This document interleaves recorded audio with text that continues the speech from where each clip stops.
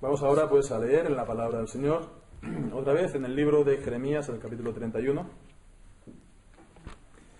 el pasaje que consideramos la semana anterior del Nuevo Pacto.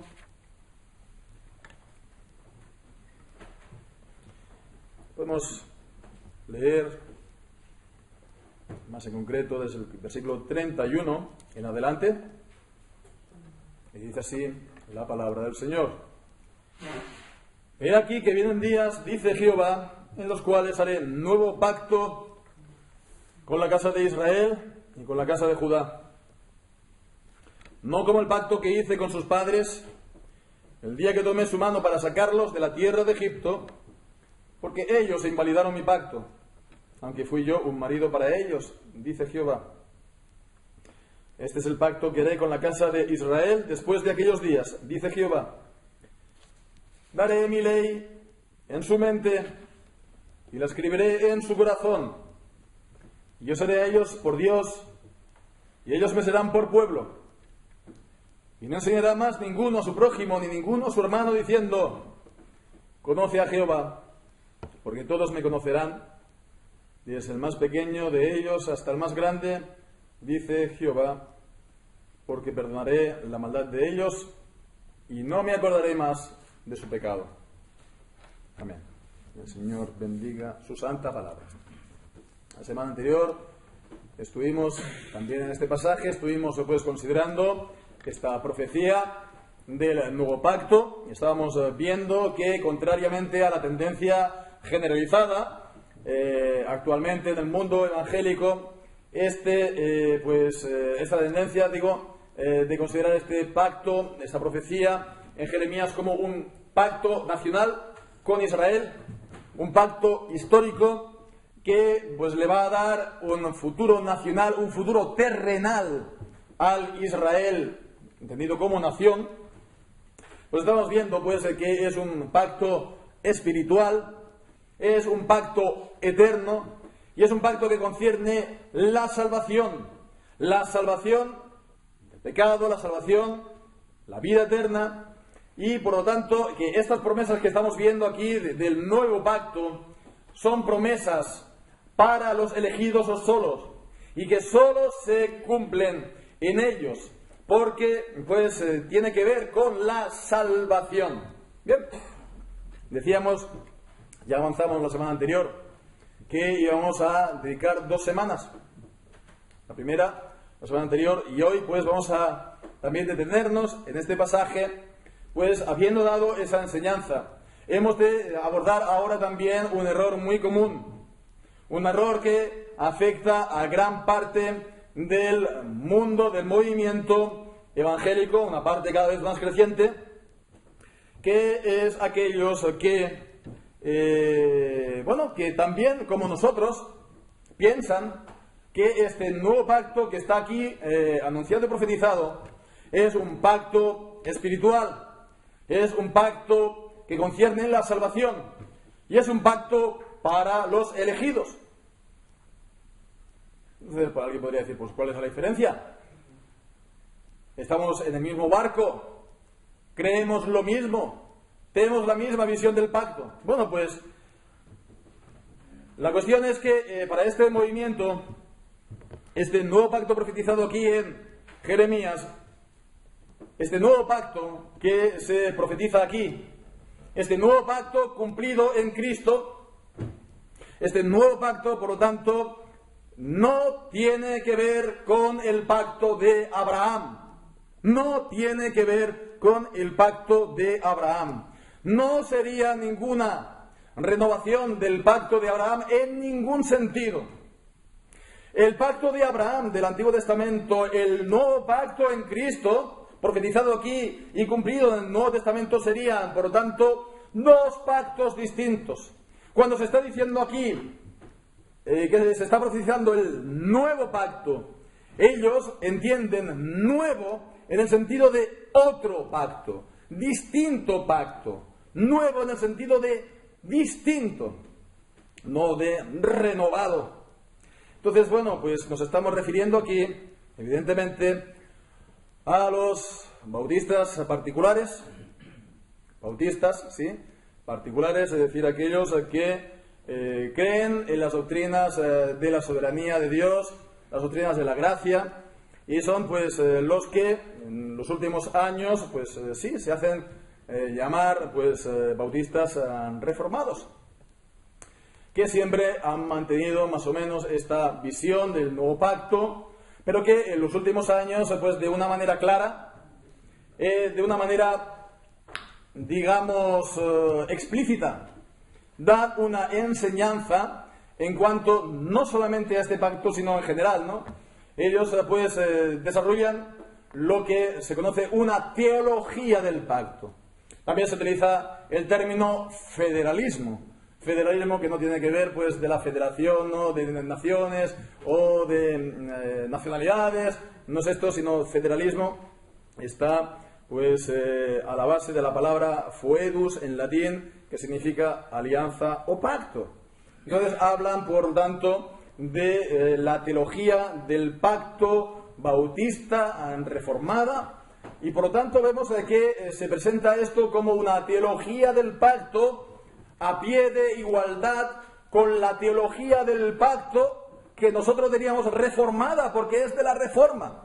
Pero entonces en ese punto, en esa manera de ver las cosas, ya no hay una teología del pacto, ¿no?, que es la reformada, y pues la otra pues será lo que sea, pero no es reformada, sino que hay dos visiones reformadas y que la una y la otra pues están a pie de igualdad.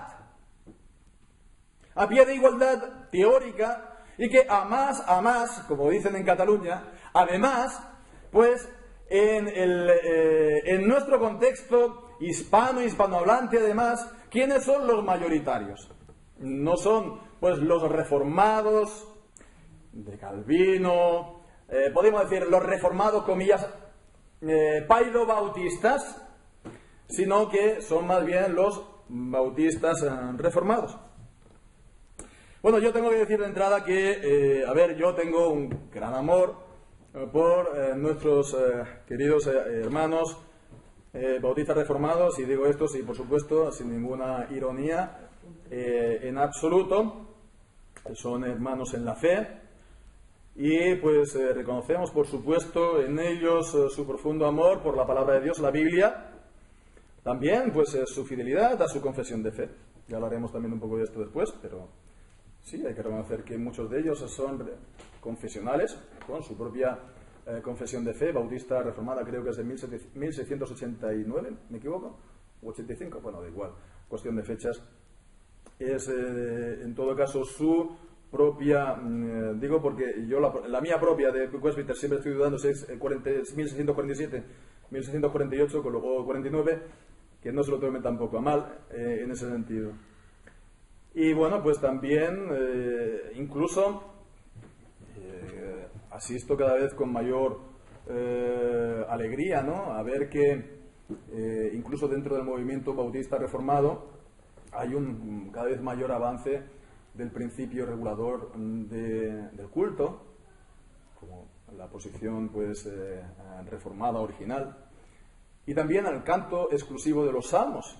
Entonces, por supuesto, que reconocemos todas estas cosas y lo hacemos con alegría. Por otra parte, sí que pensamos que sería preferible que siguieran con el término bautista particular, porque cuando se considera bautista reformado, esto sí que genera en la gente de fuera tal vez cierta confusión por lo que hemos dicho. Históricamente esto no es exacto. Históricamente la Reforma no tuvo, como se suele decir, dos movimientos de reforma. El movimiento de reforma, establecido, y la reforma radical, no, era el movimiento de reforma de Lutero, Calvino, etcétera, los demás reformadores, fue uno, y después hubo el movimiento anabaptista, pero no era un movimiento que pretendía reformar la Iglesia, como pues Lutero, Calvino y los demás reformadores. Ellos, en realidad, se oponían a la reforma de la misma manera que se oponían a la Iglesia Católica Romana, por las mismas razones, es decir, porque administraban el bautismo a los niños y estos se tenía que administrar, pues, según ellos, entonces solamente a los adultos, solamente pues aquellos que pues se hayan convertido y solamente por inmersión. Entonces, pues vemos que no es que hubiera habido dos movimientos de reforma, sino que había habido una reforma y un movimiento anabaptista que se oponía evidentemente a Roma, pero también por las mismas razones a la reforma.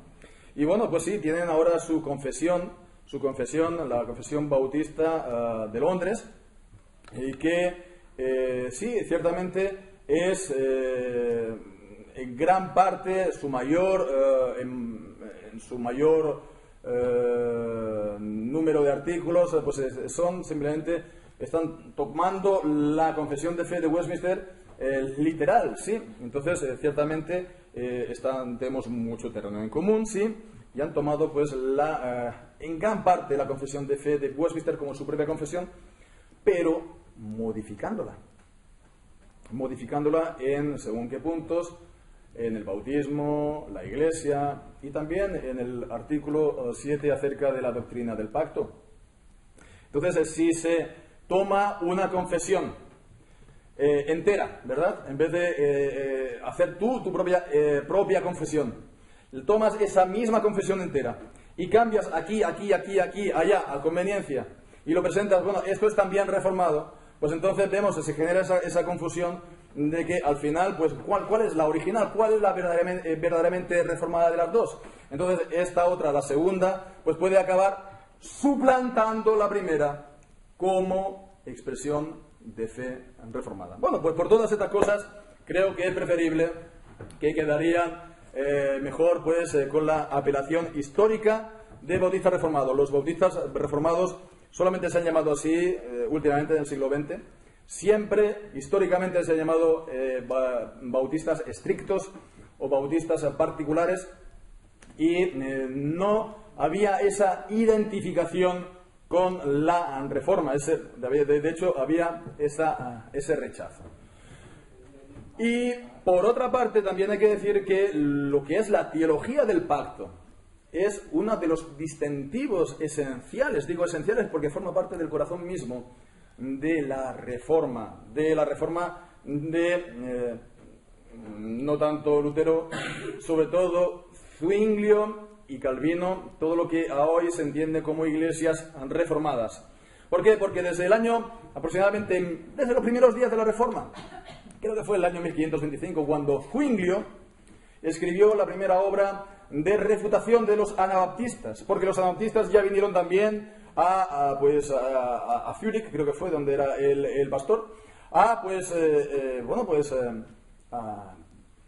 desarrollar pues entonces también su movimiento en aquella ciudad.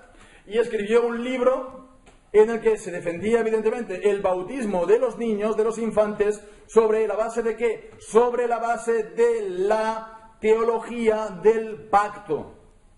Fue la primera expresión de la teología del pacto en la Biblia, en las filas de la Reforma, y eso desde el mismo inicio, y eso se iba a continuar como una constante. Eso pues lo iba a hacer también Calvino, eso lo iban a hacer también los autores del Catecismo de Heidelberg, y todos los autores reformados escribirían pues libros acerca del pacto de Dios, hasta llegar pues a la doctrina oficial que la vemos en la Confesión de Fe de Westminster en 1647.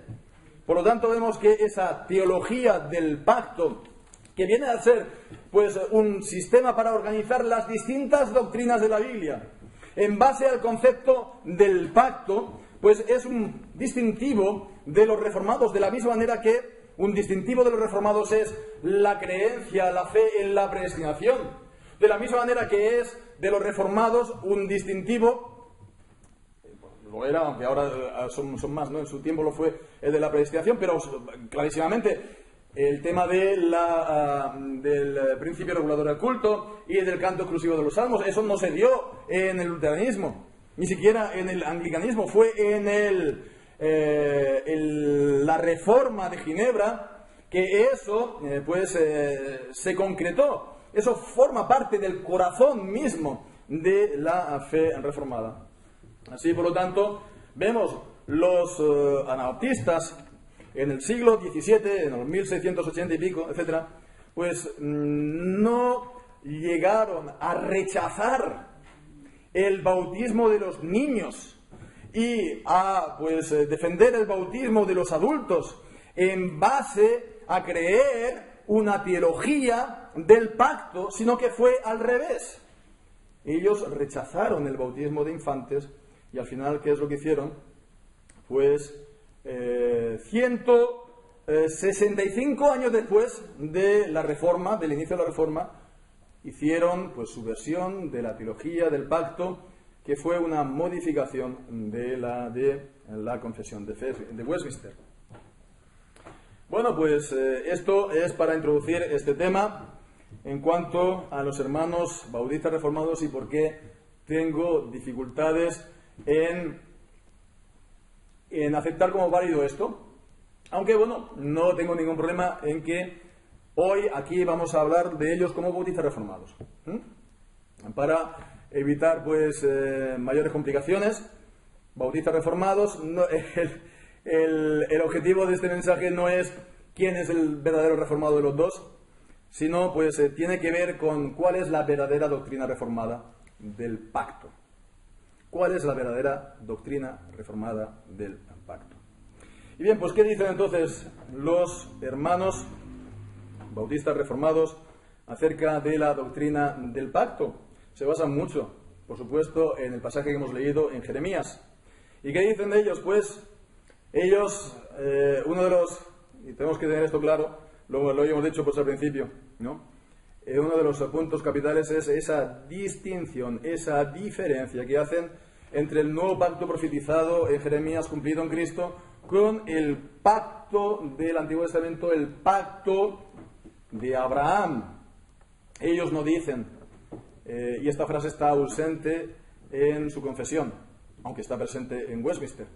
Ellos no dicen, pues, como Calvino, que en el Antiguo Testamento y el Nuevo Testamento es el mismo pacto, un pacto en esencia, el mismo pacto, pero que difieren en administraciones, diverso en administraciones, diverso en modo de aplicarse. Entonces, bueno, se distingue, son dos distintos, ¿no? Bien, pues entonces, dentro de esta postura, bueno, hay, creo yo que también incluso matices, ¿no?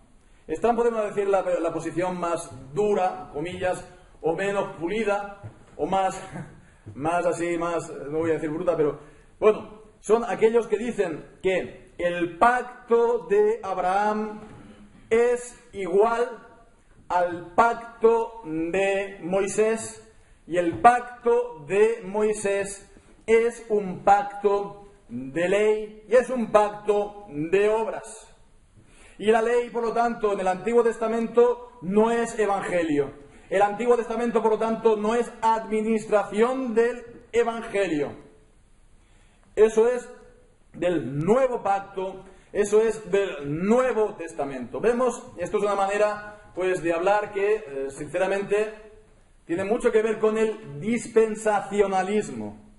Dispensacionalismo que vemos son del mundo evangélico, bautista también, pero pues de corte más bien fundamentalista y que para nada simpatizante de la Reforma. Pero es curioso, tienen también esta manera de concebir que Dios está pues relacionándose de manera distinta con los hombres en el Antiguo Testamento y en el Nuevo Testamento, sobre todo en el Antiguo Testamento sobre la base de la ley y en el Nuevo Testamento sobre la base de la gracia. Y esto, pues, evidentemente es un error en la medida, pues, bueno, podríamos decir muchas razones, mutabilidad de Dios, etcétera, etcétera, pero vayamos, pues, solamente a lo más claro en la palabra, que es imposible después de la caída del hombre salvarse por obras y salvarse por la ley, ni siquiera un tanto así. Es imposible para el hombre después de la caída salvarse por las obras, por lo tanto es imposible para Dios establecer una relación con el hombre en base a la ley, y de hecho no fue así. ni con Abraham, ni con Moisés, ni con ningún santo del Antiguo Testamento. Y para esto, pues basta simplemente con leer lo que dice ya el Nuevo Testamento, ¿verdad? En Romanos, en el capítulo 4, acerca de gente como David, de personajes como Abraham. Y allí leemos, evidentemente, que Abraham no fue justificado por las obras. Dice, si Abraham, versículo 2, fue justificado por las obras, tiene de qué gloriarse, mas no para con Dios. Porque ¿qué dice la Escritura? Creyó Abraham a Dios y le fue atribuido a justicia. Entonces, por tanto, fue por la fe. Fue por la fe. Como también dice David, dice el versículo 6, como también habla David de la bienaventuranza del hombre al cual Dios atribuye justicia sin obras. Por lo cual, la justicia por la fe sola, sin contar para nada con las obras de la ley, ni siquiera un tanto así, es algo también del Antiguo Testamento. Los salvos del Antiguo Testamento fueron salvos siempre por la fe. Tenemos un capítulo expreso en el Nuevo Testamento dedicado para mostrarlo. Hebreos 11, ¿verdad?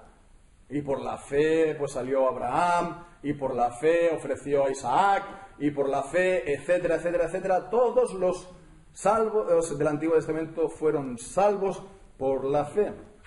Entonces, vemos que es un error bastante craso, por así decirlo, el sostener esto. Es como decir, por ejemplo, a la misma altura está que decir que la gente, los santos, los creyentes del Antiguo Testamento no tenían delante el Espíritu Santo, porque el Espíritu Santo fue dado en Pentecostés y antes no había Espíritu Santo, o se daba pues de una manera muy esporádica, y se daba pues para que Sansón pues acabe con los filisteos o hacer otras obras pues memorables. Pero sin embargo vemos que todos los profetas hablaron por el Espíritu de Cristo, dice el apóstol Pedro. Y David en el Salmo 51 dice, pues vamos a leer lo que dice mejor para no fiarnos y descansar en la débil memoria humana, que dice,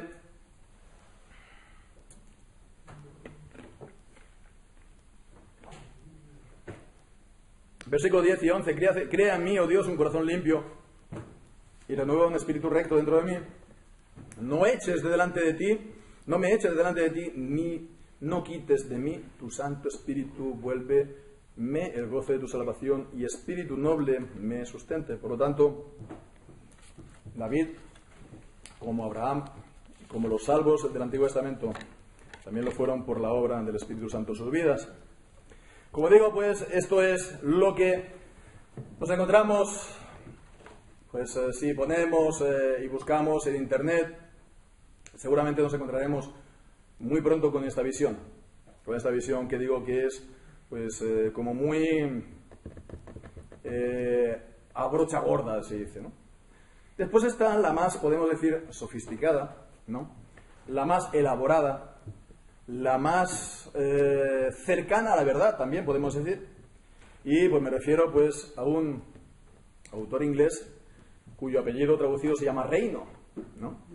El cual, pues, bueno, yo lo conocí ya hace 21 o 22 años, cuando estudiaba en el seminario en Francia. Y, bueno, pues leí el libro, lo he estudiado.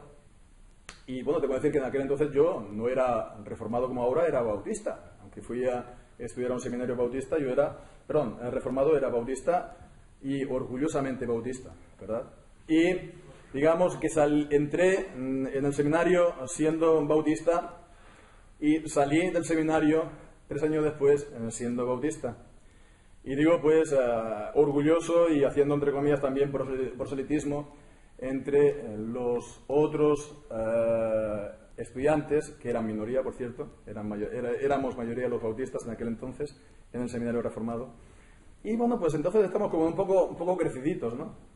Y bueno, pues me acuerdo yo en el último año, pocos meses antes de volver a Barcelona, a España, pues en el último año en sistemática teníamos que estudiar los sacramentos y estudiamos el bautismo. Entonces, pues bueno, después de haber dado el profesor de sistemática, de doctrina, la doctrina del bautismo, él invitó a un pastor amigo suyo, dijo, a darnos una charla acerca del bautismo, de niños en particular. Y he aquí que invitó al que era el pastor de la iglesia a la que yo asistía. Y bien, pues él vino y dio pues una charla y bueno, pues fue una charla buena. Él tenía un estilo suave, ameno, divertido. Pero bueno, en el apartado de ruegos y preguntas, ¿no?, de la participación de los alumnos, pues bueno, yo también participé. Y a pesar de que era pues él, el pastor de la iglesia a la que yo iba, bueno, pues yo tuve cierto enfrentamiento dialéctico. Tampoco pasó a mayores, ¿no? Pero digamos que recuerdo todo esto, ¿no? Todo esto lo tenía más o menos así entrado, pero claro, al preparar todo esto también afluye. Y para decir que cuando estoy diciendo todo esto, yo también era bautista, yo también pues conozco perfectamente todas estas cuestiones por propia experiencia, y tengo que decir que también era bastante beligerante en cuanto a esto. Pero todo esto era para decir acerca de este libro, que ya digo es más sofisticado, que puede llegar a admitir esta segunda posición, que sí, que en realidad el pacto de Abraham era un pacto de gracia. Era un pacto de gracia, pero se establecen dos tipos de descendencia. Y también, en eso tiene razón, la descendencia de Abraham, una es la carnal, ¿no?, los hijos de la carne, y después está la espiritual. Y entonces, pues, de la carne son aquellos que no van a ser salvos porque eran carnales, y los espirituales, pues, son los verdaderos hijos de Abraham, los elegidos, entonces. Bueno, pues, la cuestión, entonces, hasta aquí estaríamos todos de acuerdo. Pero se va un paso más allá, y entonces lo que se establece, lo que se defiende es que, según esta concepción, la circuncisión, el pacto de Abraham y la circuncisión, pues tiene que ver con los carnales. Tiene que ver con los carnales porque pues está en relación con las promesas, por ejemplo, de la tierra. Está en relación, por ejemplo, con las promesas de la prosperidad, promesas, por lo tanto, temporales, y promesas nacionales, y promesas, por lo tanto, carnales, que tienen que ver con la fidelidad del pueblo, que tienen que ver, por lo tanto, con su fidelidad a los mandamientos de Dios, y por lo tanto, pues, es condicional. Si haces esto, vas a ser, pues, bendecido. Hay ahí cierto elemento de ley, ¿no? Si haces esto, serás bendecido. Bien, condicional. Y dice, por lo tanto, la circuncisión está a la misma altura que esto, y sin embargo, pues el nuevo pacto que aquí se está hablando y que se cumple en Cristo, este nuevo pacto, tiene que ver con la descendencia espiritual, por lo tanto, con los elegidos, y como son elegidos, son amados desde antes de la fundación del mundo, y su elección es incondicional. Por lo tanto, no tiene nada que ver para con los elegidos los mandamientos, o no tiene nada que ver para con los elegidos las condiciones. Por lo tanto, fuera. No hay, pues, ni circuncisión, evidentemente no la hay, pero no hay tampoco un rito, un signo, un sacramento en el Nuevo Testamento que haga las veces y las funciones de la circuncisión en el Antiguo Testamento. Porque son dos pactos en el fondo distintos. En el pacto de Abraham sí podría ser de gracia, pero era tipológico, ¿no?, y tenían estos elementos carnales, y en el Nuevo Testamento todo esto desaparece. No sé si me estoy liando o estoy siendo muy complejo o muy denso. Espero que no, espero que bueno, pues en todo caso esto es así. No sé explicarlo de manera más simple. En todo caso, fijémonos lo que debemos de decir a todo esto. Bueno, pues lo que nos dice la palabra de Dios es que el pacto de Abraham con el del Nuevo Testamento, en esencia, es el mismo. Hemos de leer, pues, Gálatas 3, de nuevo. Y, pues, ahí que se nos dice en Gálatas 3, pues también se nos habla de Abraham, también se nos habla del creyente en Cristo en este tiempo. Fijémonos lo que nos dice el apóstol Pablo en Gálatas 3, y nos dice que si vosotros sois de Cristo, ciertamente descendencia de Abraham sois, y herederos conforme a la promesa. ¿Qué promesa? La promesa de Abraham, ¿no? Sois herederos conforme a la promesa de Abraham. Esa promesa que Dios dio, sí, a la descendencia de Abraham, al pueblo de Israel, pero también, por supuesto, entre ellos a los elegidos del Antiguo Testamento, ¿verdad? Entonces vemos que es en esencia el mismo pacto. Y bueno, pues volviendo aquí a las promesas de Jeremías 31, veíamos la semana anterior que cuando está diciendo aquí que daré mi ley en su mente y la escribiré en su corazón. Bueno, pues eso es la promesa ¿de qué? Es la promesa de la circuncisión de corazón. La circuncisión física era la señal de esto mismo. Podemos leer entonces Deuteronomio capítulo 30 y versículos 6 y 8. Deuteronomio capítulo 30 es el pasaje de la promesa de Dios de la circuncisión de corazón. Deuteronomio 36 dice: y circuncidará Jehová tu Dios tu corazón y el corazón de tu descendencia, para que ames a Jehová tu Dios con todo tu corazón y con toda tu alma, a fin de que vivas. Y dice el versículo 8: y tú volverás y oirás la voz de Jehová y pondrás por obra todos sus mandamientos que yo te ordeno hoy. Por lo tanto, vemos que la circuncisión de corazón era la obra que Dios iba a hacer en el Espíritu Santo, por lo cual ellos iban a tener la ley grabada en su corazón para amar la ley, para amar a Dios y para ponerla por obra. Por lo tanto, vemos, eso estaba entrañado en la misma señal de la circuncisión. No tiene nada que ver, por lo tanto, con el don de la tierra o que si van a tener buenas cosechas o no. En Romanos capítulo 4, y ahora mirando el Nuevo Testamento, en el versículo 11, en Romanos capítulo 4 y versículo 11, pues se nos dice de la circuncisión. Fijémonos si era pues esto espiritual, que Abraham mismo recibió la señal de la circuncisión, el sello de la justicia de la fe que tuvo estando en la incircuncisión, para que fuera padre de todos los creyentes no circuncidados, es decir, nosotros, para que también a ellos les sea contada por justicia, y padre de la circuncisión, es decir, los creyentes, judíos, pero no solamente para los que son de la circuncisión, es decir, toda la nación, sino también para los que siguen las pisadas de la fe que tuvo nuestro padre Abraham, siendo aún incircunciso. Así, por lo tanto, vemos que en esencia Gálatas 3 nos está diciendo el pasaje de la circuncisión de corazón en Deuteronomio 30, Romanos 4, 11, nos están diciendo la palabra de Dios que es el mismo pacto porque tenía, por lo tanto, esta misma promesa que vemos aquí, ya originalmente en Génesis 17. Cuando está diciendo, yo seré a ellos por Dios y ellos me serán por pueblo, esto lo encontramos también en Génesis 17. En Génesis 17 es ahí donde arranca precisamente esta, por lo menos en la forma del pacto con Israel, la descendencia de Abraham. Nos dice...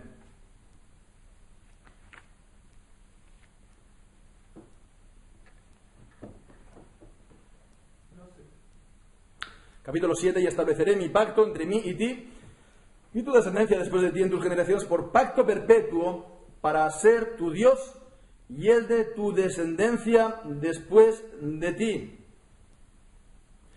Entonces, para ser tu Dios y el de tu descendencia después de ti es la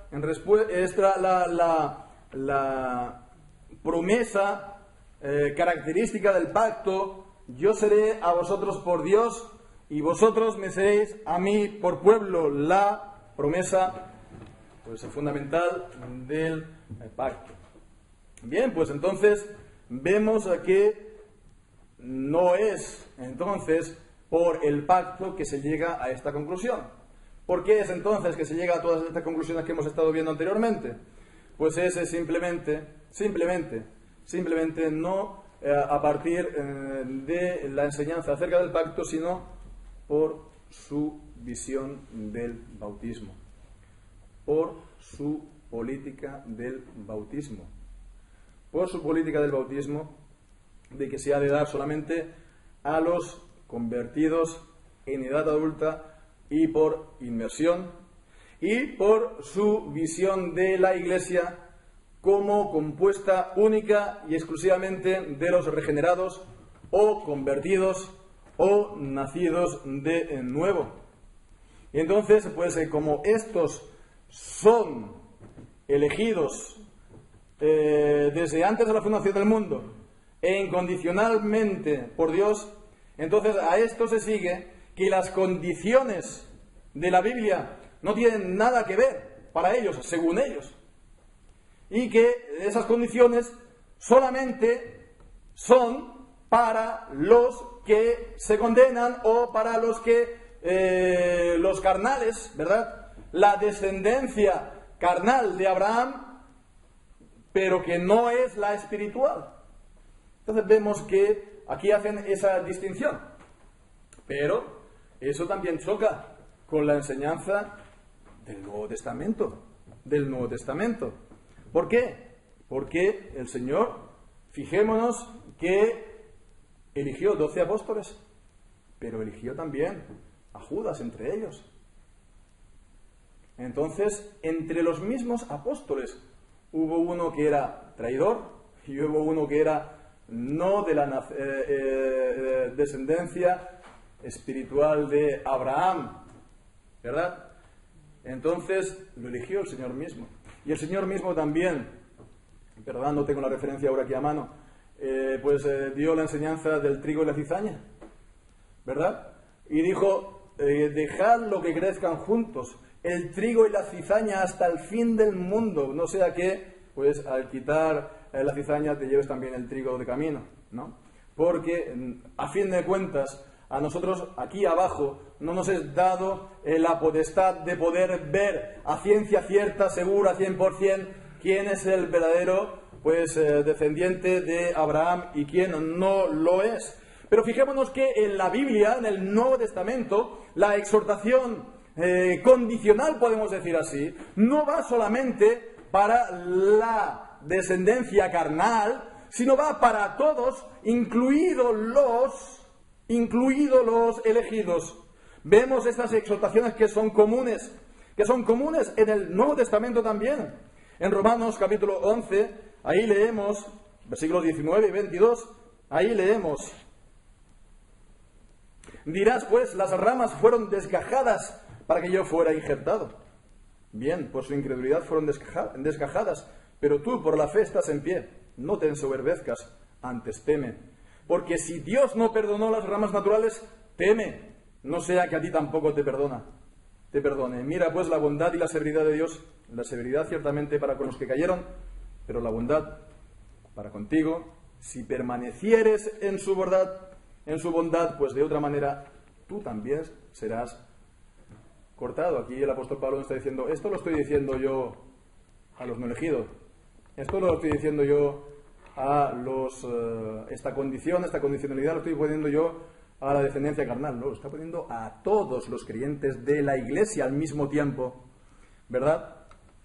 Como también pues leemos en primera de Corintios capítulo 15 y versículo 2, por el cual asimismo si retenéis la palabra que os he predicado sois salvos si, condición, no creísteis en vano.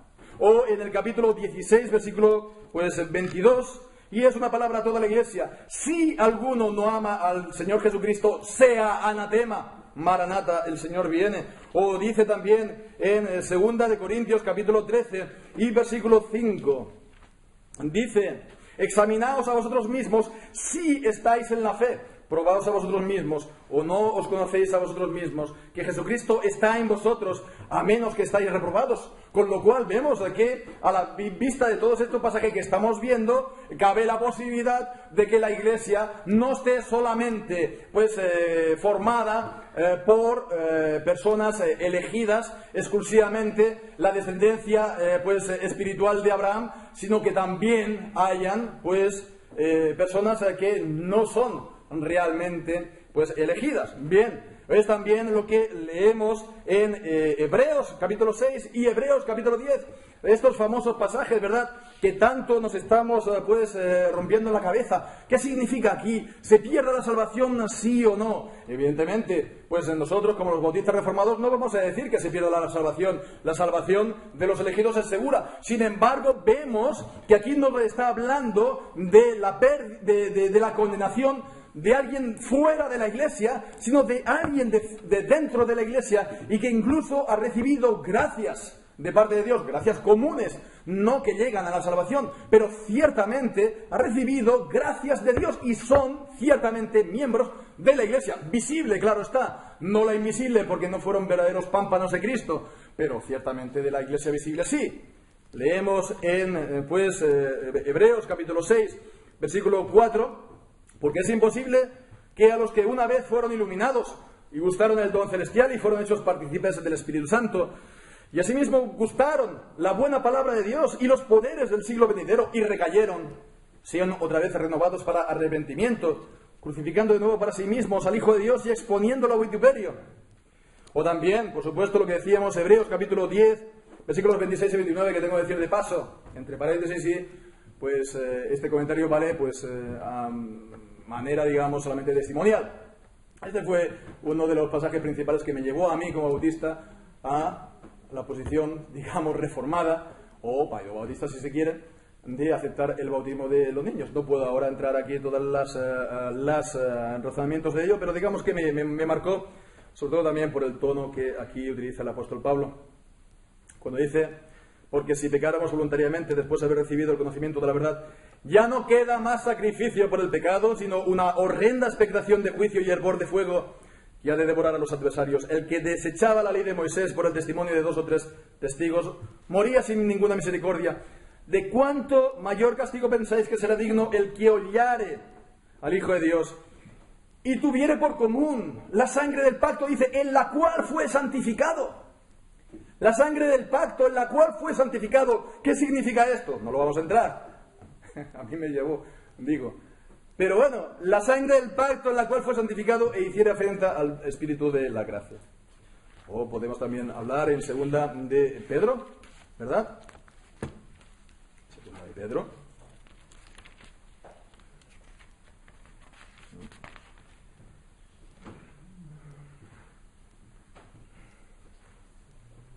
En el versículo 20, capítulo 2, versículo 20, dice: ciertamente, si habiéndose ellos apartado de las contaminaciones del mundo, por el conocimiento del Señor y Salvador Jesucristo, otra vez enredándose en ellas son vencidos.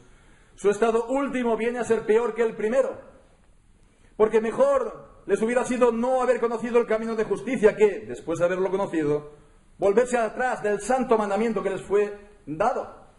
Por lo tanto, vemos que, clarísimamente, no será elegido, pero está hablando de personas que están en la Iglesia, de miembros de la Iglesia. Que alguien diría, pues si es un cristiano, si se apartó de la contaminación del mundo, si se convirtió, aunque su conversión no sería del todo real, ¿no?, o genuina, pero vemos que estaban entonces en la Iglesia y no se niega entonces. O como dice también un poco antes, Santiago capítulo 5 y versículo 20, y así acaba la epístola. Fijémonos, ¿no? Hermanos, si alguno entre vosotros ha errado de la verdad, dice, alguno de entre vosotros ha errado de la verdad, y alguno lo hace volver, sepa que el que lo haga volver del pecado de su error, de su camino, salvará de muerte un alma y cubrirá multitud de pecados.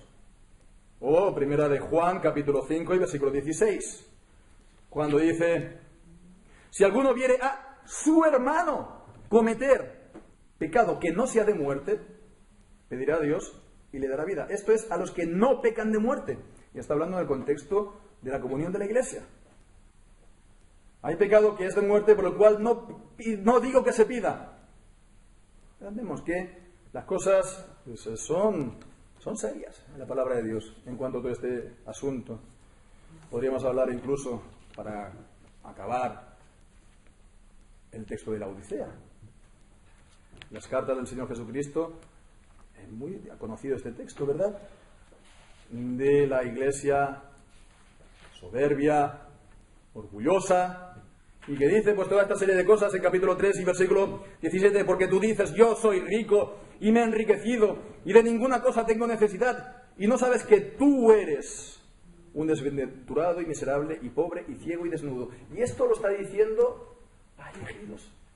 O están aquí hablando la Odisea, es decir, en general, la iglesia como tal, que ha llegado a ser sinagoga de Satanás, ¿no? No digo todos los miembros, pero sí como cuerpo, como tal, pues están diciendo lo mismo que los fariseos en Juan capítulo 9. Nosotros somos descendencia de Abraham, nunca hemos sido esclavos de nadie. Y aquí dice, pues tú lo que eres es un miserable, desventurado, pobre, ciego y desnudo. Si dijeras que no ves, no tendrías pecado, pero porque dices que ves, tu pecado permanece.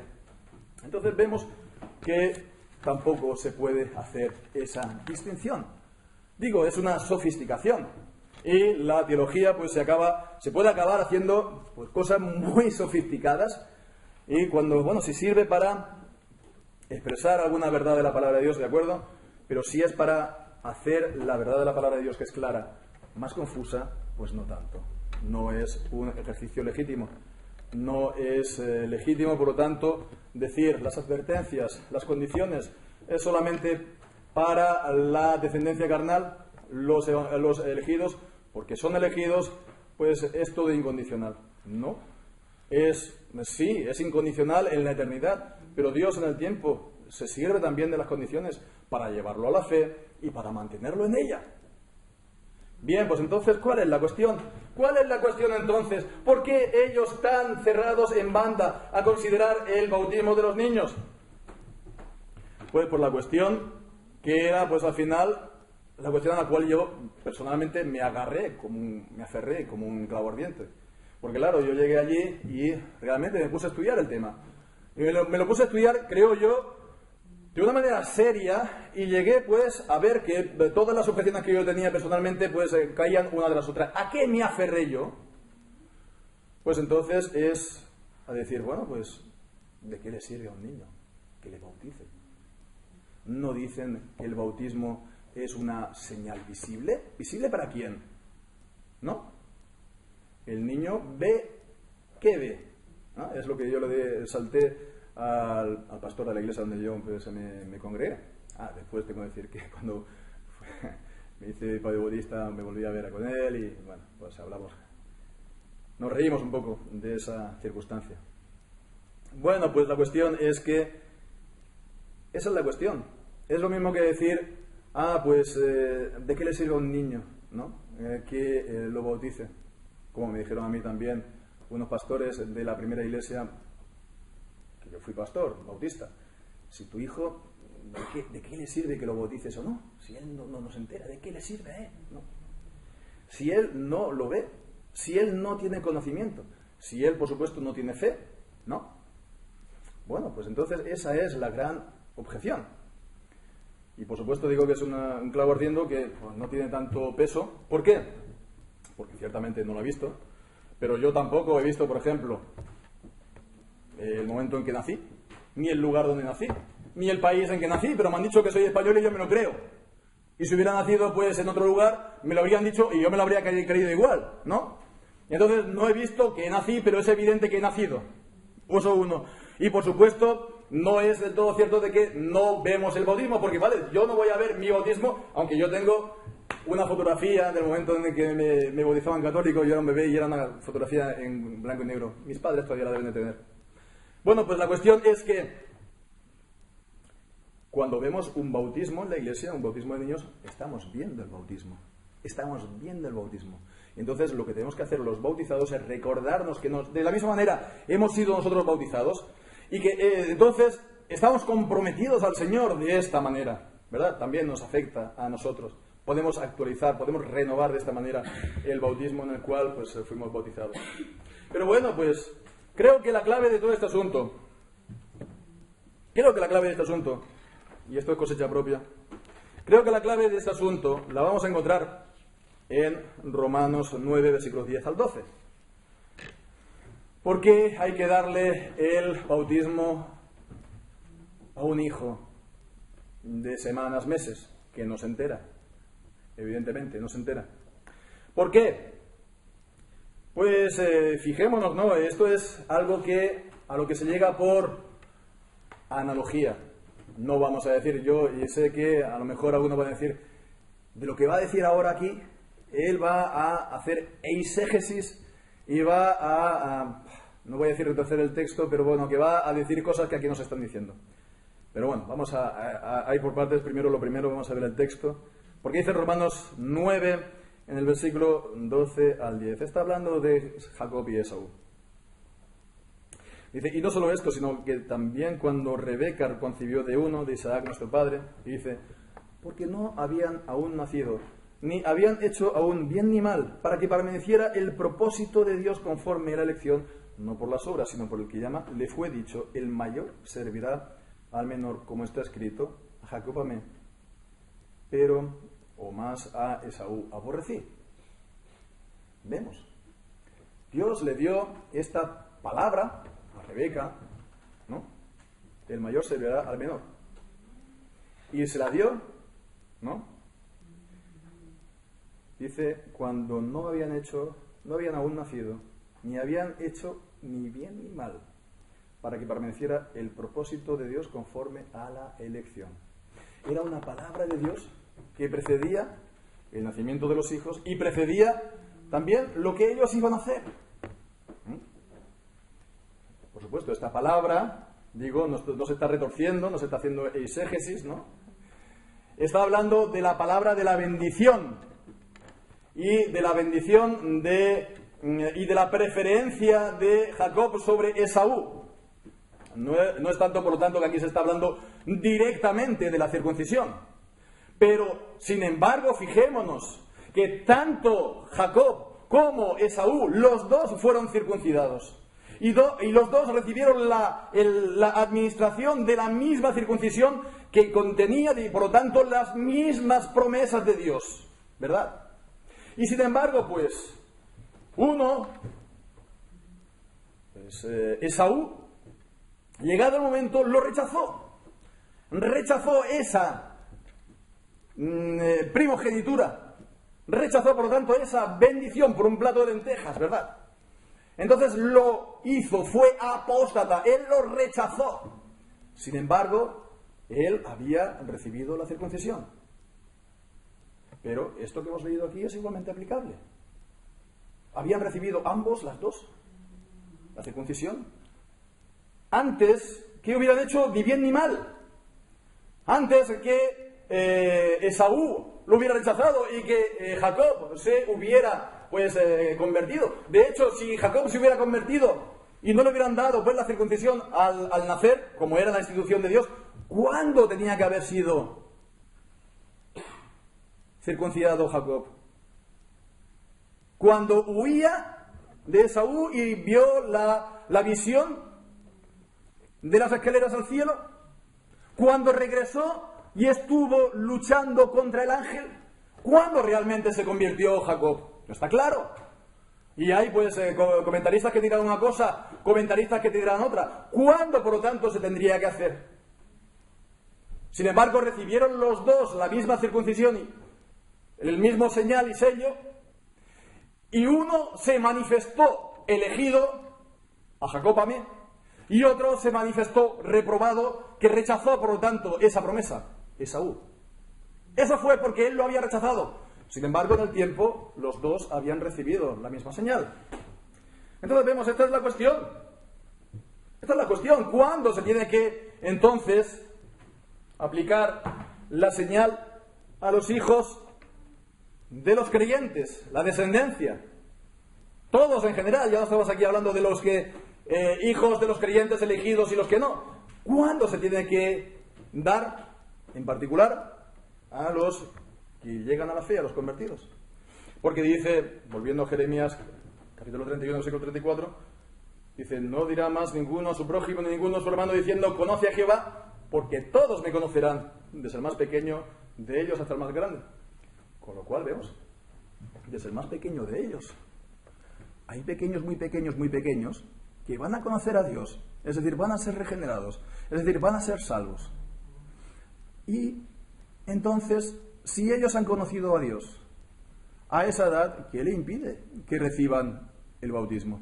Esa es la cuestión. ¿A qué edad tiene que recibir un niño que haya creído el bautismo? ¿A los 10 años? Unos dirán, bueno, depende, es que es muy niño todavía, pero hay otros que son muy adultos, con 10 años. Pero a los 5 años, si está realmente convertido, a los 3 años. Juan el Bautista fue lleno del Espíritu Santo antes de nacer. Un bebé, semanas, meses, quién sabe, Dios lo puede mostrar de manera sobrenatural, que Él ha regenerado ya en la infancia, en la más tierna infancia a un bebé. Él lo puede hacer, porque para eso es todopoderoso, y lo puede hacer. No le podemos, pues, negar ese derecho y potestad a Dios.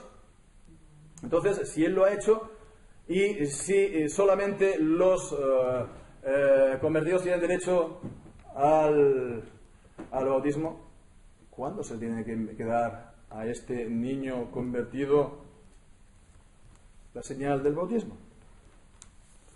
Sin embargo, cuando se ve que se da la señal de la circuncisión para mostrar la iniciativa de Dios en la salvación, tanto la circuncisión como el bautismo, estamos hablando de los hijos de los creyentes, de la descendencia santa, el linaje santo, ¿verdad? Pues entonces esto no hay ningún problema. Dios aplica por su mandamiento y su autoridad, hace que se aplique la señal a todos por igual. Y unos pues van a creer y, por supuesto, por la gracia de Dios, los elegidos van a creer esa promesa y otros la van a desechar. Y de entrada no sabes cuál es cuál. De entrada no lo sabes, con el tiempo se verá. Pero de entrada no puedes decir, pues, cuál es cuál. Y esta es la cuestión, pues, del pensamiento bautista. Es un avance que sean, pues, que crean en la predestinación y en la elección, por supuesto. Pero en el pensamiento bautista, aunque creas en la elección eterna, en el tiempo todo comienza con mi sí. No hay ninguna señal para un bautista, incluido el reformador, ninguna señal, repito, que hable de la iniciativa de Dios. ¿Crees? Te bautizas. ¿Crees? Te bautizas. Si no crees, no te bautizas. Eso no es la iniciativa de Dios. Sin embargo, en la circuncisión está muy claro quién tiene la iniciativa, tal como lo hemos explicado. Y, por supuesto, también en el bautismo de infantes, tal como las iglesias reformadas lo han aplicado, antes de la Reforma, durante y después de la Reforma en las iglesias reformadas.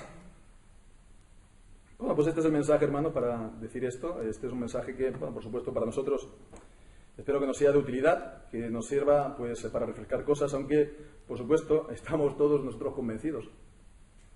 No sé si os dais cuenta, somos una congregación de unos 43 miembros, hemos hecho últimamente la cuenta, en 3 grupos distintos, en 3 ciudades distintas, 43 miembros que de los adultos, todos, incluido y primeramente yo, éramos bautistas. Yo dejé de serlo hace 21 años, el primero. Y después todos vosotros habéis sido bautistas cuando yo os conocí. Y gracias a Dios ahora todos creo que somos reformados y admitimos el bautismo de infantes. Entonces yo sé que, bueno, este mensaje es para nosotros, pero también este es un mensaje que se va a poner a la página web y se va a poner por internet. Y este va a ser un mensaje que va a llamar la atención, yo lo sé. Y aunque sea solamente por el título, muchos, la mayoría, lo van a leer y van seguramente algunos a reaccionar. Algunos van a escucharlo, a lo mejor solamente pues poco, para escuchar con el ánimo de buscar aquí y de allá, a ver qué dice este hombre, de manera que se le pueda pillar. Y ya digo yo por adelantado que conmigo es fácil. A mí se me pilla muy fácil en pequeños fallos. Cuando hablo, yo suelo equivocarme, entre otras cosas porque no leo manuscritos. Pero bueno, conmigo lo tienen fácil si es que me quieren buscar. Aquí ha dicho esto. Pero bueno, sobre todo me quiero centrar con hermanos que están luchando con esto. Y sobre todo me quiero centrar con pastores bautistas reformados que han avanzado en el camino de la reforma todo lo que han podido, pero se han encontrado con este último escollo. ¿Qué hago yo con esto? Si han llegado hasta el final de este largo mensaje, y acabo, yo les ruego que no desechen todo lo que les digo. Que no desechen. Que no lo desechen porque no es lo que me han enseñado en mi familia. Soy una familia de bautistas de tercera, cuarta generación y toda mi familia ha sido bautista. ¿Qué dirán? Ni lo digan, pues, ni lo desechen porque su iglesia, su denominación, pues es bautista y eso va a crear un problema. Y ahora si yo digo esto, ¿qué va a ser de mí? ¿Qué va a ser de mí? Me van a poner patitas en la calle. El Dios del pacto, el Dios de Abraham, Isaac y de Jacob, el Dios de Jesucristo es fiel. El Dios del pacto es fiel. Y el Señor, pues, se ocupará de todos aquellos que se tengan un posicionamiento claro, por su gracia, por supuesto, acerca de este punto. Y de esto, pues puedo dar también algo testimonio, pero rogarle que no lo desechen. No lo desechen porque yo lo hice en su momento, hace 21 años atrás. Y no quisiera haberlo hecho. Ahora digo yo, no quisiera haberlo hecho. El Señor es fiel, el Señor nos ha guardado, pero no estuvo bien. No estuvo bien. No digan tampoco, si me permiten, con qué cara me voy a presentar yo a mis creyentes, a mis fieles. Yo que he enseñado, yo que he bautizado a personas de adultos, ¿cómo les voy a decir ahora lo contrario? Pues si están convencidos con esto, pongan a Dios primero. El que se humilla será ensalzado, el que se ensalza será humillado, y si llega diciendo la verdad, la gente que tiene su corazón con usted lo va a aceptar y le va a seguir. Y los que no, pues como dicen por allí, ni modo, ni modo. Entonces no hemos de tener temor de hombre, hemos de poner al Señor primero. En definitiva, concluyo el nuevo pacto en Jesucristo, profetizado por Jeremías, un pacto espiritual, un pacto para la salvación, un pacto de los elegidos, pero es la renovación del pacto de Abraham, las dos cosas juntas. Si fallamos en una o en otra, o nos volvemos judaizantes, o nos volvemos, pues, bueno, el error que ahora estamos aquí tratando esta tarde. Pero los creyentes en Jesucristo, por la fe, como hemos visto, somos hijos de Abraham. Por lo tanto, estamos en el mismo pacto espiritual que los creyentes del Antiguo Testamento y se nos circuncida el corazón para guardar sus leyes y también, pues, Dios graba sus mandamientos en nuestros corazones. Y bien, pues esta promesa es para nosotros y para nuestros hijos. Que el Señor bendiga su santa palabra. Amén.